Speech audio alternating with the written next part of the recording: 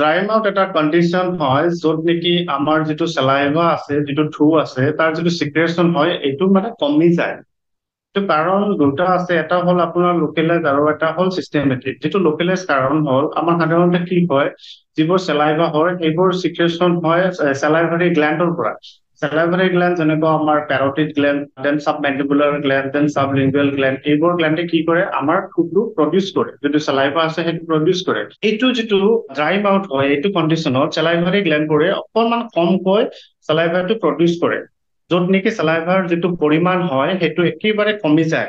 এইটো আমি জেৰষ্টমিয়া বুলিও কওঁ বা জগৰেন চিনড্ৰম বুলিও কওঁ। একচুৱেলি জগৰেন চিনড্ৰমটো এটা অটো ইমিউন ডিছঅৰ্ডাৰ হয়।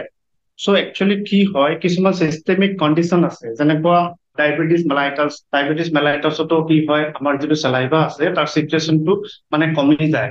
দেন আপোনাৰ অটো-ইমিউন ডিছঅৰ্ডাৰ কিছুমান আছে যেনেকুৱা পাৰ্কিনছন ডিজিজ বুলি কয়।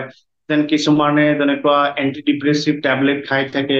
চ' এনেকুৱা ধৰণৰ কিছুমান কেছতো কি হয় আমাৰ যিটো চেলাইভা আছে সেইটো অকণমান ৰিডিউচ হৈ যায়। চ' সেইটোৱে ড্ৰাই মাউথ বুলি কোৱা যায়। চিমটমবোৰ চাওক, তেনেকুৱা মানে আমি তেনেকুৱা আমি বাহিৰৰ পৰা তেনেকুৱা একো চিমটম দেখা নাপাওঁ। সাধাৰণতে চিমটমবোৰ হ'ল তেনেকুৱা আমাৰ মুখৰ যিটো মানে চেলাইভা আছে, থ্ৰু আছে, এইটো চিক্ৰেশ্যনটো যেতিয়া কমি যাব ন, আমি অকণমান ডিছকমফৰ্ট মানে ফিল কৰিম যে মোৰ মুখখন শুকান শুকান লাগি আছে, মোক কি হৈছে। চ' তেনেকুৱা ধৰণৰ হ'বও পাৰে। তাৰপিছত হোৱাৰ লগালগ কিছুমান কণ্ডিশ্যন দেখা দিব পাৰে, যেনেকুৱা কেৰিজ আহিব পাৰে, ডেণ্টেল কেৰিজ হ'ব পাৰে। তাৰপিছত যদি আপুনি ডেন্সাৰ পিন্ধে চ' ডেন্সাৰ ইৰিটেশ্যন হয়, অকণমান আলচাৰ হ'ব পাৰে।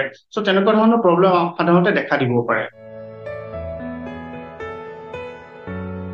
প্ৰথম যিটো প্ৰাইমাৰী কজ সেইটো হ'ল আমাৰ চেলাইভাৰী গ্লেণ্ড, যিবোৰে তাৰমানে চেলাইভা চিক্ৰেশ্যন কৰে, সেইবোৰ গ্লেণ্ডত যদি আমাৰ প্ৰব্লেম হয়, ঠিক আছে, তেতিয়াহ'লে আমাৰ চেলাইভাৰী যিটো ফ্ল' আছে সেইটো কমি যাব পাৰে, আৰু সেইটো কণ্ডিশ্যনটো ড্ৰাই মাউথ বুলি কোৱা যায় বা জেৰষ্টমিয়া বুলি কোৱা যায়।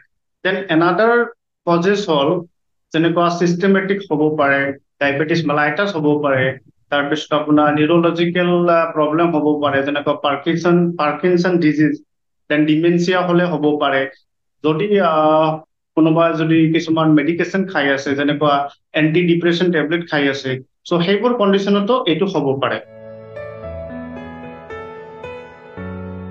ড্ৰাই মাউথৰ কমপ্লিকেশ্যনটো আমি ক'বলৈ গ'লে মইতো আপোনাক আগত যেনেকৈ ডিছকাছ কৰিলো, মুখত আলচাৰ হ'ব পাৰে। যদি আপুনি ডেন্সাৰ পিন্ধি আছে, ডেন্সাৰটো ইৰিটেশ্যন হ'ব পাৰে। তাৰপিছত যেতিয়া আমাৰ চেলাইভাৰী ফ্ল'টো কমি যাব তেতিয়া আমাৰ মুখত হ'ব পাৰে ডেণ্টেল কেৰিজ হ'ব পাৰে।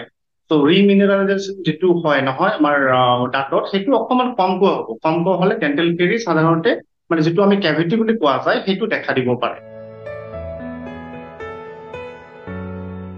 ফাৰ্ষ্ট আমি কি কৰিব লাগিব, আমি ৰুল আউট কৰিব লাগিব। We have to rule out the কজেছটো কি হয়, চিষ্টেমেটিক নে লোকেলাইজ। যদি লোকেলাইজ হয়, দেখিছো যে আপোনাৰ চেলাইভাৰী গ্লেণ্ডত কিবা প্ৰব্লেম আছে, তেতিয়াহ'লে আমি কি কৰিব লাগিব, ডক্টৰৰ ওচৰলৈ গৈ এখন আল্ট্ৰাচাউণ্ড বা এনেকুৱা ধৰণৰ ট্ৰিটমেণ্ট ৰুল আউট কৰি, আমি যদি লোকেলাইজ হয় তেতিয়াহ'লে আমি মাউথৱাছ কিছুমান দিয়া যায়, মানে যিখন আমাৰ মুখগহ্বৰ আছে মুখখন আমি মইষ্ট কৰি ৰাখিব পাৰোঁ। আৰু যদি চিষ্টেমেটিক কজেছ হয়, যদি আপোনাৰ অটো-ইমিউন ডিছঅৰ্ডাৰ আছে, তো তেনেকুৱা ৰিউমাটলজিষ্টক দেখাব লাগিব, বা সাধাৰণতে নিউৰলজিকেল যদি প্ৰব্লেম আছে ন, সেইটো ৰুল আউট কৰি আমি ফাইণ্ডিং কৰি তাৰপিছত ট্ৰিটমেণ্টটো কৰা যায়। চ' আমি যদি প্ৰিভেণ্ট কৰিব লাগে তেতিয়াহ'লে আমি সাধাৰণতে দিনটোৰ ভিতৰত অকণমান পানীৰ পৰিমাণটো বঢ়াই দিব লাগিব, পানী অকণমান বেছিকে খাব লাগিব। তাৰপিছত অকণমান যেনেকৈ মাউথৱাছ সেইবোৰ ফ্ৰিকুৱেণ্টলি ইউজ কৰিব লাগিব, আৰু মুখখন অকণমান মইষ্ট কৰি ৰাখিব লাগিব। মইষ্ট কৰি ৰাখিবলৈ যেনেকৈ আমি পানী খাব পাৰিম, পানী খালো, চাপ'জ আপুনি ফিল কৰিলে যে মুখখন অকণমান শুকাই গৈ আছে, তেতিয়া আমি কৰিব পাৰো, দেখিছো যে বা ডক্টৰৰ আপুনি পৰামৰ্শ ল'ব পাৰে গৈ। ত' তেনেকুৱা ধৰণৰ আমি প্ৰিভেনশ্যন ল'ব পাৰোঁ।